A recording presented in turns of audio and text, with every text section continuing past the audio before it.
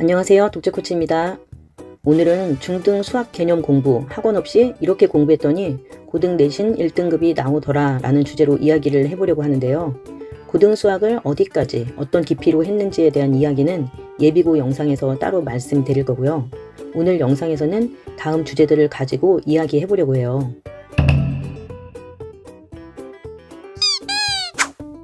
언제나 그렇듯이 제 이야기는 한 사람 개인의 경험과 의견일 뿐이니 가볍게 참고로만 들어주시면 고맙겠네요.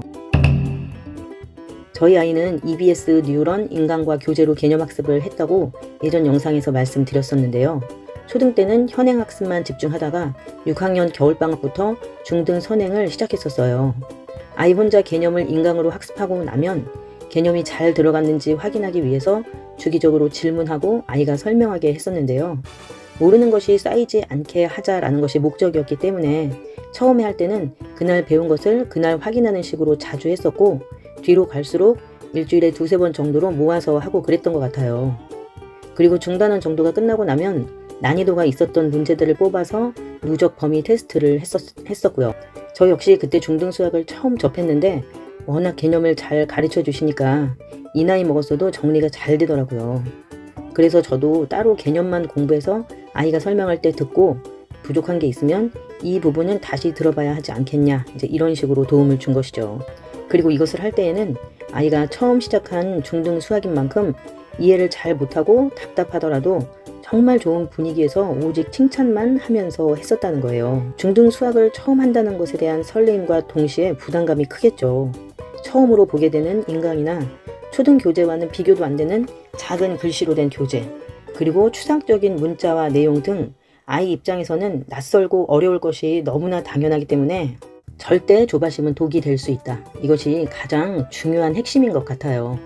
그리고 중1 과정이 느리더라도 개념이 구멍이 없이 정말 잘 돼 있으면 2, 3학년은 훨씬 수월하게 갈 수가 있으니 중1 과정을 빨리 끝내고 다음 과정을 나가려는 우를 절대 범하시면 안 돼요. 다시 본론으로 돌아가서 아무튼 그런 방식으로 개념을 진행했었고, 저는 엄마표로 모든 것을 진행했지만 영어를 제외하고는 다른 어떤 과목도 제가 가르친 것이 없었어요.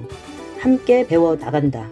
이것이 제가 아이를 자기 주도로 만든 핵심 원리였다고 저는 생각하는데요. 조바심을 가지고 진도를 빼는 것이 아니라 여유를 가지고 칭찬과 좋은 피드백을 아이에게 주니 아이가 설명을 많이 하면서 가르치는 재미를 느끼더라고요. 이것이 고등 개념을 할 때까지도 배운 것은 무조건 다른 사람에게 가르쳐 보려는 자기 주도로 자리 잡게 되더라는 거죠. 이쯤 되면 당신의 아이는 어차피 그렇게 될 아이였다고 생각하시는 분들이 분명히 계실 텐데요. 저희 아이가 다른 아이들보다 좀 더 학습에 유리한 성향을 가지고 있다면 그것은 저도 어느 정도 인정하는 부분이 있어요. 하지만 저 역시 많은 학부모들과 학습을 공유하면서 다른 집 아이들을 진도하고 비교하고 학원 레벨 테스트를 주기적으로 보면서 아이를 달달 앞세워서 내몰았다면 저는 아이가 지금처럼 자기 주도로 좋은 성적을 낼 수 있는 역량이 절대 생기지 않았을 거라고 확신할 수 있어요. 아이의 자기 주도 역량은 튼튼한 기초와 할 수 있다는 자신감, 잘 되지 않더라도 털고 다시 시작할 수 있는 회복 탄력성 위에서 생기는 것인데, 그것이 어떻게 비교당하고 부진함을 이해받지 못하고 산더미 같은 숙제에 치여있는 와중에 생길 수 있을까요? 이야기가 샜는데 다시 본론으로 돌아가서 아무튼 이렇게 중1 과정을 하고 중학교 2학년 과정쯤 되니 아이가 꼼꼼하게 잘 해가고 있다는 확신이 들어서 조금씩 저는 손을 놓게 되더라고요. 중3 과정부터는 개념 확인 같은 것은 전혀 필요하지 않았어요. 이미 아이 스스로 이해가 안 되는 것은 그냥 넘어가지 못하는 학습 습관이 만들어져 있었기 때문이죠.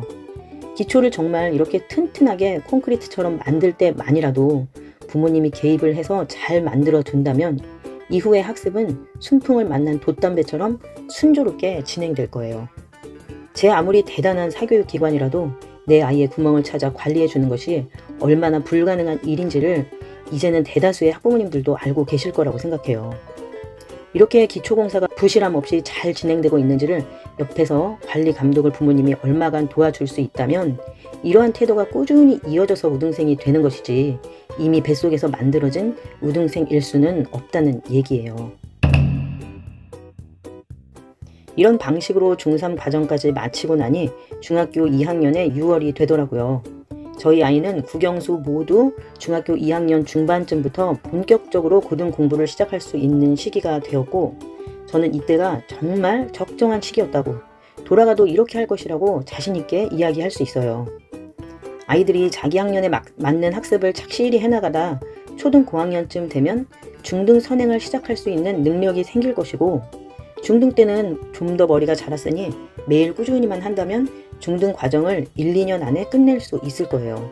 그리고 중등 고학년쯤 되었을 때 고등 선행을 시작할 수 있는 지능과 역량, 학습 정서 등 공부 환경을 두루 갖출 수 있게 되고, 이제야 비로소 폭발적으로 공부할 시기가 왔다는 것을 의미하는 것이라고 저는 생각하고 있거든요. 아이에 따라 1년 정도 앞뒤로 차이가 있을 수는 있겠지만 보편적인 수준에서는 이 정도 시기가 적절하다는 생각이 많이 들더라고요. 뉴런으로 개념 학습을 하고 난 이후에 유형과 심화서를 풀게 되는 것이 보통인데, 저희 아이는 개념 원리를 한 권 더 풀고 유형서는 건너뛰고 심화서를 풀었는데요.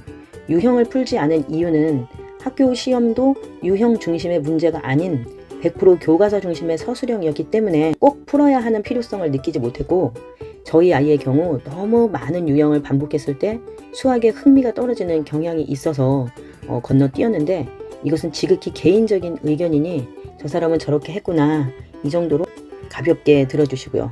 물론 고등세는 엄청나게 많이 풀었어요. 유형을 풀던 심화를 풀던 그 목적을 명확하게 알고 푸는 것이 바로 중요하다는 것이죠. 아무튼 그렇게 개념 원리까지 한 권 더 개념 학습을 하고 나니 심화서에 도전해보고 싶다고 하더라고요. 그래서 블랙라벨을 풀게 되었는데요. 1학기의 대수 파트들은 블랙라벨까지 풀었고, 2학기의 도형은 일품 정도까지 풀고, 3학년 2학기는 개념만 하고 바로 고등 과정으로 들어갔었죠. 결론부터 이야기하면 1등급을 받기 위해서는 반드시 필요하다라는 생각이 들어요. 아이와 근래에 이런 이야기를 한 적이 있었는데요.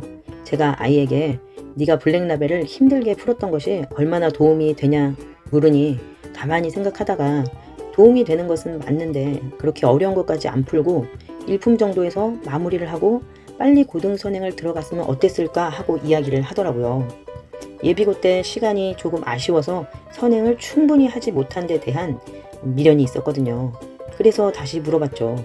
너에게 그다지 어렵지 않은 문제까지만 빠르게 풀고 진도를 더 많이 나갔다면 네가 지금처럼 머리 싸매고 어려운 걸 끝까지 풀어보려고 했었을까? 죽이 되든 밥이 되든 너 스스로 풀어보려는 태도가 생겼을까? 그리고 그런 태도 없이 1등급이 가능할 거라고 생각이 들어?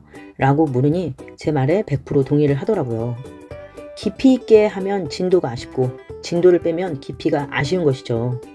능력이 되고 시간이 된다면 둘 다 붙잡고 가면 더 바랄 게 없겠지만 그럴 수 없기 때문에 우리는 늘 이 두 가지 갈림길에서 고민을 하게 되는 거잖아요. 하지만 분명한 것은 심화를 스스로 풀어보는 경험만이 사고력을 길러주고 문제에 대한 집요함을 길러준다는 것이죠. 그리고 그러한 근성 없이 고등 1등급이 가능할 리는 없을 거고요. 물론 유형만 풀고 올라가서도 두각을 나타내는 아이들도 있겠지만 일반적인 경우는 아닐 테니 예외로 두고 이야기를 해보자고요. 아이에 따라 다르겠지만 아이 수준의 만만한 문제만 계속 풀다가 조금만 어려운 문제가 나오면 아이들이 정말 고통스러워 하더라고요. 공부가 빨리 끝나지 않으니까요. 그래서 빠르게 해결하기 위한 잔머리만 길러지는 거겠죠. 저희 둘째의 경우 만만한 문제만 며칠 쭉 풀게 하면 어쩌다가 조금만 어려운 문제가 나와도 아주 난리가 나게 되는데요. 저런 아이들은 절대 쉬운 문제만 쭉 풀게 하면 안 되겠다 싶더라고요. 그런데 이런 아이들은 심화서를 따로 풀기에는 진도가 너무 느릴 것 같잖아요. 그래서 저는 심화냐 선행이냐의 갈림길에서 고민하는 것보다는 둘을 병행하는 방법으로 하고 있다고 이전 영상에서 이야기를 한 적이 있었죠. 초등 저학년부터 아이 수준에 안 맞는 심화서로 아이가 수학이라면 학을 때는 정서를 만들면서까지 풀 필요는 전혀 없다고 생각하는데요. 5, 6학년 때만이라도 약간만 어려운 수준의 심화서를 진도와 함께 병행해서 하루에 한두 문제라도 머리를 반드시 굴려서 푸는 과제를 아이에게 주는 것이죠. 그래서 수학을 가볍게 날림으로 하게 되는 그런 악습을 심어주지 않는다면 그것으로도 충분할 거라고 생각해요. 그것이 중등까지 이어지고 아이의 학습력이 올라가면 탄탄한 개념 공부와 맞물려 심화서를 풀 수 있는 능력이 조금씩 자라는 것이죠. 결국 제가 주장하는 것은 고등 내신을 경험해보니 어쨌든 심화도 선행도 중요하구나. 그렇지만 둘 다 욕심낼 수는 없으니 내 아이에게 맞춰서 적당선에서 타협을 보자는 것이죠. 내 아이 정도라면 고등 때 어느 정도를 기대해 볼 수 있을까? 그렇다면 이 아이에게는 그렇게까지 어려운 문제를 도전시키는 것이 맞을까? 적당히 어려워서 스스로 풀고 성취감을 느끼는 그런 경험만 매일 조금씩 하면서 진도를 좀 더 뺄 수 있다면 이 아이에게는 좀 더 유리하지 않을까? 이런 고민들을 해보니 저희 둘째는 센 C나 일품까지만 풀게 하면서 아이의 능력치를 보면서 조정해야겠구나라고 지금 현재는 그렇게 생각을 하고 있는 거죠. 선행하면서 현행을 까먹지 않으려면 어떻게 해야 하냐고 묻는 질문이 있었는데요. 이건 제가 정말 확실하게 이야기를 할 수가 있거든요. 제가 직접 경험했기 때문이죠. 한번 제대로 개념학습을 하게 되면 나중에 한참 다른 거를 하고 돌아와도 전부 생생하게 기억이 나더라고요. 대신 앞에서 말한 것처럼 개념을 누군가에게 설명할 수 있을 정도로 학습이 잘 되어 있어야 하는 거죠. 그렇게 되어 있다면 다른 거 한참 하고선 그 과정에 다시 돌아와도 다시 개념 문제부터 가볍게 몸푸는 식으로 쭉 풀어보면 다시 생생하게 기억이 나더라고요. 그리고 이전 과정이 잘 되어 있어야 다음 과정을 나갈 수 있을 테니 현재 하고 있는 선행을 무리 없이 하고 있다면 이전 것을 까먹을까봐 걱정할 필요는 없을 것 같아요. 오늘 제가 준비한 영상의 내용은 여기까지인데요. 돈도 시간도 정말 많이 들어가는 수학.